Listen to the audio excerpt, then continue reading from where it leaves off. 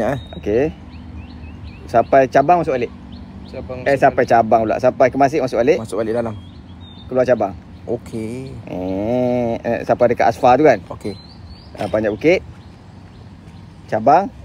Sampai kat traffic light Balai Polis, patah balik sini. Oh, kita tak masuk Kemaman lah? Tak. Okey. Okey, 85. 85, 90 lah, 85 lah. Okey. 85. Minum air. Refresh. Another loop. Satu kali loop, dua kali loop lah ni hari. Tapi second loop tu sampai ni je. Sampai Awana je. Sampai Awana. Okay. Awana masuk Ikhtiar.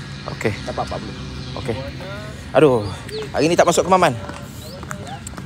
Abang Long coach juri. Abang Long punya coach orang Petronas. Dia dah masuk 3-4 kali.